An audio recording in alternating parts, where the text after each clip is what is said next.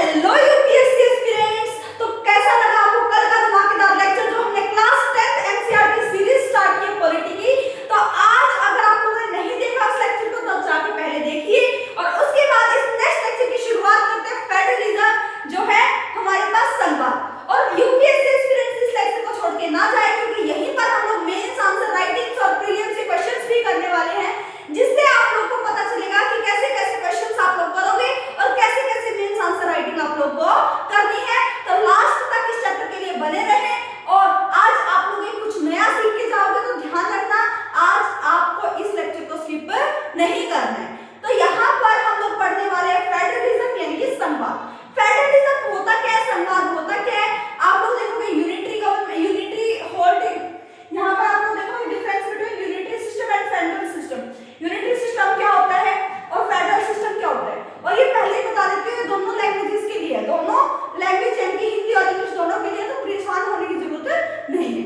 तो यहाँ पर आप लोग होल्डिंग टुगेदर फेडरेशन देखोगे, कई कितने तरह पर लेवल्स ऑफ गवर्नमेंट होती है वो सारी चीजें देखोगे, रेजिडेंटरी, कॉन्करेंट, तो ये सारे स्टेट लिस्ट, तो इन सब चीजों के बारे में आज आप लोग जानने वाले हो। तो आज का लेक्चर बिल्कुल भी मिस मत करना, बहुत ज्यादा इंपॉर्टेंट है। अगर मैं बात करती हूँ आर्टिकल 1, आर्टिकल 1, हाँ जी, हम लोग 10th का जो बेसिक है वो इतना ज्यादा नहीं पढ़ेंगे, हम लोग यूपीएससी से रिलेट करके हर चीजें पढ़ेंगे, आर्टिकल्स के साथ पढ़ेंगे, हमारे संविधान के साथ पढ़ेंगे। तो बिल्कुल ध्यान से सुनते जाना और समझते जाना। अगर हम आर्टिकल 1 की बात करते हैं, आर्टिकल 1 बोलते हैं हमारा जो इंडिया है, हमारा जो भारत है वो क्या है, यूनियन ऑफ स्टेट है, यानी कि राज्यों का संघ है, राज्यों का संघ है। कई सारे राज्यों से मिलकर क्या बना है, हमारा देश बना है। तो इंडिया क्या है, हमारा जो भारत है वो क्या है, यूनियन ऑफ स्टेट है। क्या है, यूनियन ऑफ स्टेट है, इनके राज्यों का संघ है। ये आर्टिकल 1 बोलता है आप लोगों को। तो ये बात आप लोगों को याद रखनी है कि राज्यों का संघ ही क्या कहलाता है हमारे पास, इंडिया या फिर भारत आप लोग बोल सकते हो। और ये कहां पर है, आर्टिकल 1 में। कहां पर है, आर्टिकल 1 में। आज हम लोग जो है, हम लोगों ने देखा था पहले पावर शेयरिंग वाला जो हमने चैप्टर पढ़ा, उसमें क्या चीजें देखी थी, वर्टिकल पावर शेयरिंग और horizontal power sharing. Vertical power sharing में क्या होता है, अनइक्वल डिस्ट्रीब्यूशन ऑफ पावर होता है। क्या होता है, अनइक्वल डिस्ट्रीब्यूशन ऑफ पावर होता है, जिसमें सबसे ज्यादा हाई अथॉरिटी सेंट्रल गवर्नमेंट के पास, सबसे कम अथॉरिटी स्टेट गवर्नमेंट के पास, उससे भी कम अथॉरिटी लोकल गवर्नमेंट के पास। तो ये क्या था, वर्टिकल डिवीजन था। क्या था, वर्टिकल डिवीजन था पावर शेयरिंग का। लेकिन अब जो हम लोग पढ़ेंगे उसमें आप लोग देखोगे वर्टिकल क्या होता है, हॉरिजॉन्टल क्या होता है, ये सारी चीजों के बारे में आप लोग जानने वाले हो। तो अगर आप लोगों ने चैप्टर 1 जो है वो नहीं पढ़ा है क्लास 10 का, तो वो जाके जरूर पढ़ें, क्योंकि उससे से आपको पता चलेगा कि पावर शेयरिंग क्यों जरूरी है, why do we need power sharing, हमें शक्तियों का बंटवारा करने की क्या जरूरत पड़ी। तो अब हम लोग जानते हैं कि सबसे पहले हम लोगों ने देखा India that is Bharat shall be a union of state, यानी कि राज्यों का संघ है। अगर मैं बात करती हूँ vertical division of power, power का अगर हम लोग वर्टिकल डिवीजन कर रहे हैं, यानी कि unequal distribution of power, unequal distribution of power, यानी कि शक्ति को बांट दिया अनइक्वल, यानी कि किसी के पास ज्यादा पावर है, किसी के पास कम पावर है, तो इसको बोलते हैं अनइक्वल डिस्ट्रीब्यूशन ऑफ पावर, शक्तियों का बंटवारा, लेकिन किसी को ज्यादा मिली हुई है, किसी को कम। अगर मैं बात करती हूँ हमारा सेंट्रल गवर्नमेंट की, पूरे देश की जो गवर्नमेंट है, सरकार है, वो क्या है, सेंट्रल गवर्नमेंट, जिसमें आप लोगों को कौन दिखते हैं, मोदी जी, नरेंद्र मोदी जी दिखते हैं, राहुल गांधी दिखते हैं, अमित शाह जी दिखते हैं, सोनिया गांधी दिखती हैं, द्रौपदी मुर्मू जी दिखती है।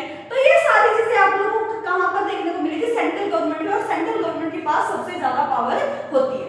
उसके बाद आ जाते हैं स्टेट गवर्नमेंट, जो कि स्टेट लेवल पर प्रेजेंट होती है। हर स्टेट में गवर्नमेंट होगी, हर स्टेट में एक गवर्नमेंट होगी, जिसको हम लोग बोलेंगे स्टेट गवर्नमेंट। जैसे हम कहाँ रह रहे हैं, हरियाणा में, मैं कहाँ रह रही हूँ, हरियाणा में। तो मेरा जो है, जो सीएम है हमारे स्टेट के, वो कौन है, नायाब सिंह सैनी जी। तो हमारे स्टेट के जो निर्णय लेंगे, जो डिसीजन लेंगे, वो कौन लेंगे, नायाब सिंह सैनी।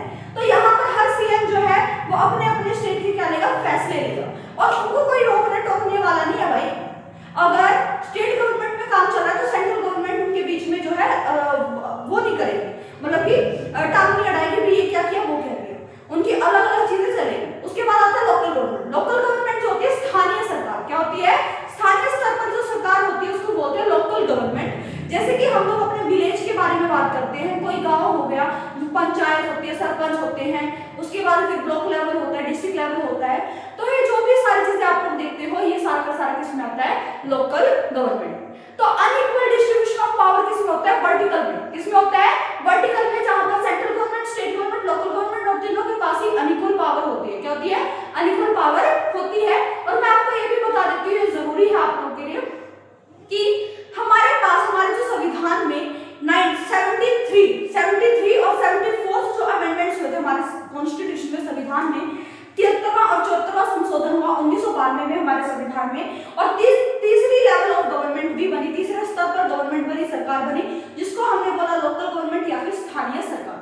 क्या इतनी बात समझ आई? तो पहले क्या था हमारे देश में? सेंट्रल और स्टेट गवर्नमेंट ही थी, लेकिन 1992 के बाद क्या हुआ? 3 स्तरों पर क्या आ गई? गवर्नमेंट आ गई, सेंट्रल गवर्नमेंट, स्टेट गवर्नमेंट और लोकल गवर्नमेंट। अब आपकी बारी हॉरिजॉन्टल फॉर्म ऑफ गवर्नमेंट की। हॉरिजॉन्टल पावर शेयरिंग हम लोग कैसे करेंगे? वर्टिकली देख लिया आप लोगों ने, वर्टिकली। अब देखेंगे हॉरिजॉन्टली। हॉरिजॉन्टली कैसा होता है? बिल्कुल एक समान। क्या होता है? बिल्कुल एक समान, equal power of distribution. Power का इक्वल डिस्ट्रीब्यूशन कर दिया जाए तो वो क्या हो जाएगा? Horizontal power distribution. जैसे मैं बात करती हूँ लेजिस्लेटिव, एग्जीक्यूटिव, जुडिशरी, इसकी बात कर रही हूँ। Legislative, executive, judiciary. लेजिस्लेटिव क्या है भाई? जो क्या है? विधायिका, जो कि कानून बनाती है। एग्जीक्यूटिव, कार्यपालिका, जो कि लेजिस्लेटिव के अंडर में आती है, वो खुद कानून को फॉलो करेगी और करवाएगी। उसके बाद आता है जुडिशरी। जुडिशरी क्या होता है? न्यायपालिका। क्या होता है? न्यायपालिका। ये तीनों को ही समान शक्तियां दी गई है, इन तीनों को ही समान शक्तियां दी गई है। अगर कोई गलत करता है तो दूसरा उसको सही करेगा, दूसरा उसको क्या करेगा? सही करेगा। हमारे पास जो चेक एंड बैलेंस का कांसेप्ट चलता है, ये बात आप लोगों को याद रखनी है। हर तरह के जो हमारे गवर्नमेंट के पास, हमारी सरकार के पास 3 अंग होते हैं और तीनों ही जो है एक दूसरे को चेक करते रहते हैं, कोई गलती तो नहीं। तो ये होता है हमारे पास हॉरिजॉन्टल फॉर्म ऑफ गवर्नमेंट या फिर हॉरिजॉन्टल पावर शेयरिंग। और फेडरलिज्म क्या है? सबसे पहले मैं आपने इतनी सारी चीजें बताया कि फेडरलिज्म है क्या? फेडरलिज्म को हिंदी में क्या बोलते हैं? संघवाद। क्या बोलते हैं? संघवाद। और फेडरलिज्म होता है वन और मोर लेवल ऑफ गवर्नमेंट। जब एक से ज्यादा स्तरों पर जो सरकार होती है उसी को हम लोग बोलते हैं फेडरलिज्म। क्या बोलते हैं? फेडरलिज्म। तो अब आप लोगों को चैप्टर अच्छे से समझ आएगा, ध्यान से इस चैप्टर को देखना है, भूलना नहीं। अगर मैं बात करती हूँ vertical division of power, power का वर्टिकल डिवीजन अगर मैं देखूं तो अनइक्वल पावर डिस्ट्रीब्यूशन होगी। क्या होगी? अनइक्वल पावर डिस्ट्रीब्यूशन होगी। हायर अथॉरिटी, सबसे पहले जो हायर अथॉरिटी है उसके पास ज्यादा पावर होगी, उसके बाद आता है लोअर अथॉरिटी, उसके पास कम पावर होगी।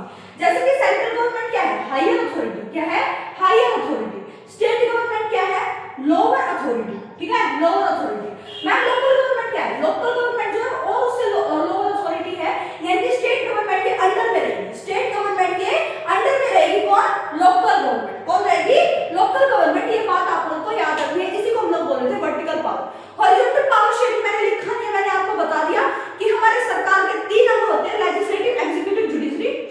इनको समान पावर दी गई है, शक्तियों में बिल्कुल समानता है, किसी की ज्यादा नहीं, किसी की कम नहीं है। क्या ये बात समझ आती है? अब आता है हमारे पास फेडरलिज्म, यानी संघवाद होता क्या है? Federalism is a system. Federalism एक ऐसा सिस्टम है, एक ऐसा तंत्र है जहां पर गवर्नमेंट जो है अपनी पावर का डिस्ट्रीब्यूशन कर देती है, बांट देती है, डिवाइड कर देती है बिटवीन सेंट्रल अथॉरिटी, जो नेशनल लेवल, राष्ट्रीय स्तर पर जो अथॉरिटी बैठी हुई है, एंड वेरियस कॉन्स्टिट्यूएंट जैसे कि स्टेट गवर्नमेंट। इनमें जो कंट्री है, एक देश है, अपनी पावर को बांट देता है, सरकार जो अपनी पावर को बांट देती है, तो इसी को बोलते हैं फेडरलिज्म। अगर आपको इतनी बड़ी डेफिनेशन याद हो रही है, बहुत अच्छी बात, क्योंकि आप लोग यूपीएससी मेंस के एग्जाम में बैठ रहे हो, यूपीएससी इतने बड़े एग्जाम में बैठ रहे हो, तो आपको सबसे पहले डेफिनेशन पता होनी चाहिए। ठीक है, अब आता है, अगर आप लोग फेडरलिज्म समझ गए कि भाई अपनी पावर को जो है डिस्ट्रीब्यूट कर देती है बहुत सारी चीजों में। अब क्या more than one level of government, simply आप लोग बोल सकते हो फेडरलिज्म क्या है? जब एक से ज्यादा स्तरों पर सरकार दिखाई दे, आप लोग को बनी दिखाई दे, तो उसको हम लोग क्या बोलेंगे? फेडरलिज्म, यानी कि संघवाद। फेडरलिज्म यानी कि संघवाद। अगर आपको इतनी बात क्लियर हुई है तो एग्जांपल के तौर पर हम लोग देखते हैं central government, state government, local government. Local government मैंने बता दिया आप लोग को। लोकल गवर्नमेंट जो है वो 1992 में 73rd और 74th अमेंडमेंट्स हुए थे। 74th अमेंडमेंट्स हुए, अमेंडमेंट्स यानी संशोधन हुए इन कॉन्स्टिट्यूशन, और उसके बाद क्या बनी? हमारी लोकल गवर्नमेंट बनी। क्या बनी? लोकल गवर्नमेंट बनी। ये बात आप लोगों को याद रखनी है। अगर मैं बात करती हूँ difference between unitary and federal system, एकात्मक व्यवस्था और संघवाद में क्या फर्क है?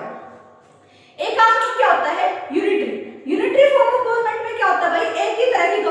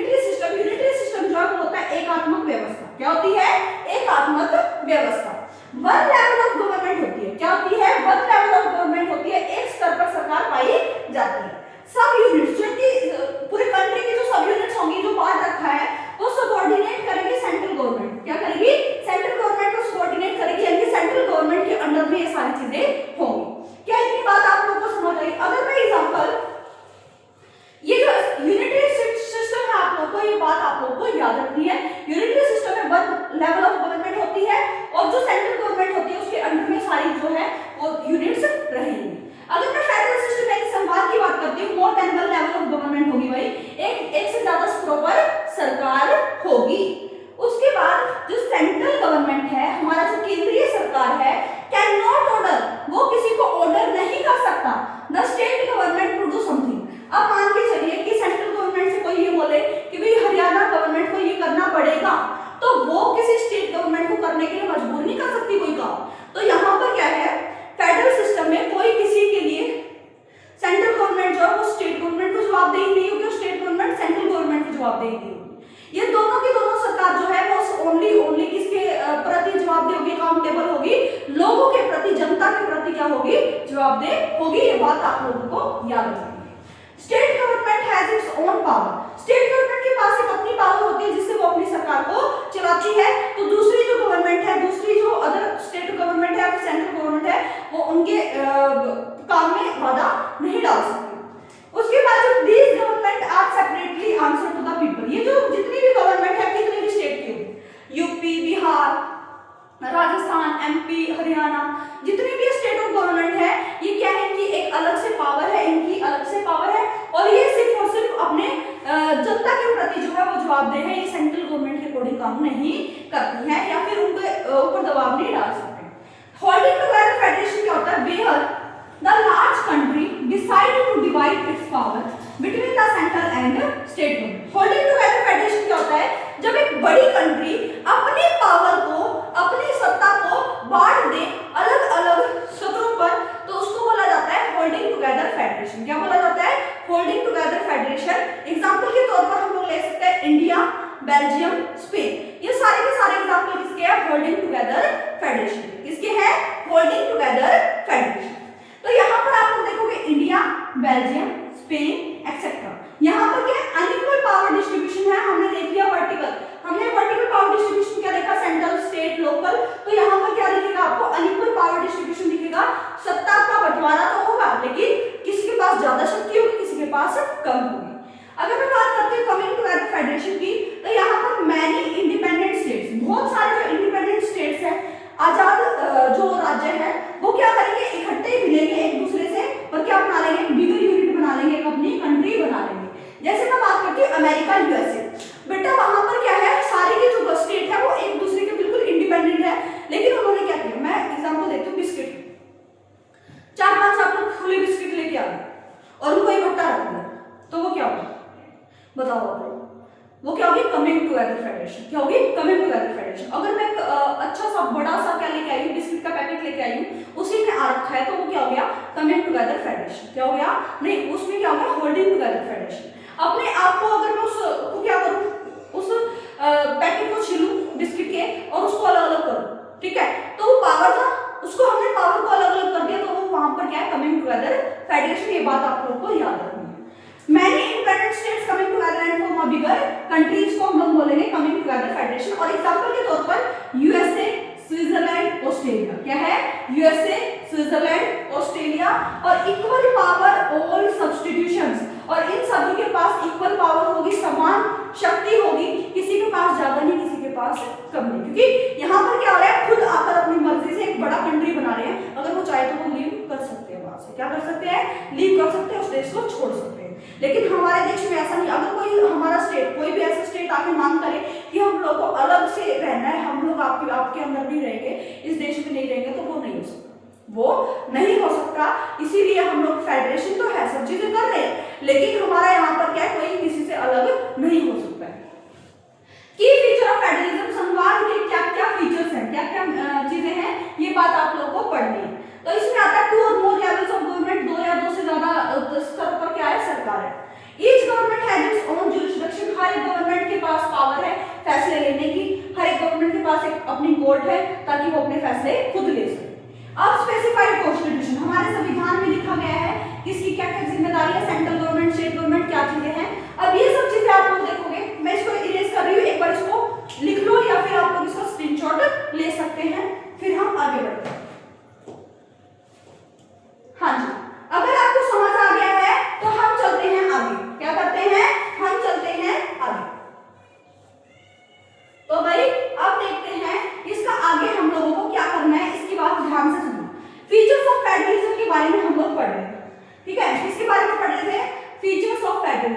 फीचर्स ऑफ फेडरलिज्म, इसमें सबसे पहली बात मैं आपको बता देती हूँ, हमारे संविधान में कॉन्स्टिट्यूशन में सब चीजें एक्सप्लेन की गई है कि भी किसके पास क्या पावर रहेगी। एक्सप्लेन किया गया, स्पेसिफाई किया गया, एक्सप्लेन किया गया है, स्पेसिफाइड किया गया। अगर आप लोग देखते हो सेंट्रल स्टेट गवर्नमेंट के बारे में कहां पर बात हुई है, वो हुई है आर्टिकल 1 254 और उससे आगे भी एक्सेट्रा आप लोग बहुत सारी चीजें देखोगे। 274 में भी किसकी बात की गई है, सेंट्रल और स्टेट गवर्नमेंट की बातें की गई है। हमारे संविधान में बताया गया है इसके लिए ये है, इसके लिए वो है, सब चीजें बताई गई। क्या आप लोग को इतनी बात समझ आती है? लैंग्वेज के आधार पर हमारे बहुत सारे स्टेट्स जो है बांटे गए। क्या किए गए? लैंग्वेज के आधार पर हमारे जो बहुत सारे स्टेट्स है वो बांटे गए। जैसे कि मैं बात करती हूँ हिंदी जो है हमारे देश की एक ऑफिशियल लैंग्वेज है। क्या है? ऑफिशियल लैंग्वेज है, लेकिन उसको हमने ऑफिशियल लैंग्वेज है क्योंकि वहां पर क्या बोल रहे हैं, 40% पीपल जो है वो हिंदी बोल रहे हैं। 40% पीपल क्या बोल रहे हैं? हिंदी बोल रहे हैं, लेकिन इसको हमने नेशनल लैंग्वेज नहीं बोला, इसको हमने राष्ट्रीय भाषा नहीं बोला हिंदी को। तो ये बात आप लोगों को याद रखनी है। हमारे देश की कोई भी राष्ट्रीय भाषा नहीं है, ये बात आप लोगों को याद रखनी है। और जो हमारे एग्जाम्स होते हैं, कोई भी कॉम्पिटिटिव एग्जाम हो गए, वो 22 लैंग्वेजेस में होते हैं। किसमें होते हैं? 22 लैंग्वेजेस में होते हैं, ये बात आप लोगों को याद रखनी है। अगर मैं बात करती हूँ जो हमारे लैंग्वेजेस के बेस पर जो हमारे जो स्टेट बनाए गए, तो वो कब से कब तक? 1947 से स्टार्ट किया और 1970 तक ये काम हुआ। ठीक है, इन पर क्या हुआ कि भी भाषाओं के आधार पर कुछ जो है वो स्टेट जो है वो अलग कर दिए गए। भाषाओं के आधार पर कुछ लोग जो बहुत सेम भाषा बोले थे, उनको एक साथ बिठाया, वो एक स्टेट बना दिया। क्या बना दिया? स्टेट बना दिया। तमिल बोले थे तो तमिल जो है वो क्या बना दी? स्टेट बना दी। ठीक है, ये सारी चीजें आप लोग को याद रखनी है। अगर आप लोगों को ये इतनी सारी चीजें समझ आई तो लिंग्विस्टिक यहाँ पर आप लोग बोल सकते हो। क्या बोल सकते हो? लिंग्विस्टिक यानी कि भाषा के आधार पर जो है स्टेट को बांटा गया। क्या किया गया? स्टेट को बांटा गया, फिर स्टेट को बनाया गया। क्या किया गया? बनाया गया। हमारे पास 3 लिस्ट होती है। क्या होती है? 3 लिस्ट होती है। एक होती है कॉन्करेंट लिस्ट, सेंट्रल लिस्ट। क्या होती है? सेंट्रल। हाँ जी, अभी बेटा एक सेकंड, मैं आप लोगों को अभी इसके बारे में आप लोग को बताती हूँ क्या क्या चीजें हैं। यहाँ पर क्या है आप लोग को देखने को मिलेगा? यूनियन लिस्ट, ठीक है, उसके बाद आता है स्टेट लिस्ट और उसके बाद आता है कॉन्करेंट लिस्ट। क्या आती है? Concurrent list. यूनियन लिस्ट में आप लोग देखते हो, क्या देखते हो? यूनियन लिस्ट में आप लोग देखते हो कि भी वहां पर हमारे देश के बारे में, पूरे देश के बारे में अगर हम लोग डिसीजन ले रहे हैं तो वो कौन लेगा भाई? मिलकर लेंगे, सेंट्रल और स्टेट गवर्नमेंट। वो अच्छी बात है, लेकिन अगर कोई इमरजेंसी पड़ गई और जल्दीबाजी में कोई डिसीजन लेना पड़ गया तो वहां पर जो यूनियन लिस्ट में जो चीजें आती है, जो सेंट्रल गवर्नमेंट रन करेगी, सेंट्रल गवर्नमेंट जो है उसको लीड करेगी यूनियन लिस्ट को। इसमें जैसे कि हमारे पास आता है डिफेंस या फिर बैंकिंग, ये सारे के सारे जो काम है वो सेंट्रल गवर्नमेंट करेगी। ये बात आप लोग को याद रखनी है। जो बजट पास होते हैं वो भी लोकसभा से पास होंगे, ना कि स्टेट गवर्नमेंट से। ये बात भी आप लोग को याद रखनी है। जो पैसों का मामला होगा या फिर डिफेंस, हमारी सुरक्षा, हमारे देश की सुरक्षा की बात होगी, तो वो जो है वो कहां पर आएगा? वो आएगा यूनियन लिस्ट में। कहां पर आएगा? यूनियन लिस्ट में। अगर हम स्टेट लिस्ट की बात करें तो यहाँ पर स्टेट गवर्नमेंट होगी, यहाँ पर क्या होगी? स्टेट गवर्नमेंट होगी। और यहाँ पर आप लोग देखने को मिलेगा एग्रीकल्चर हो गया,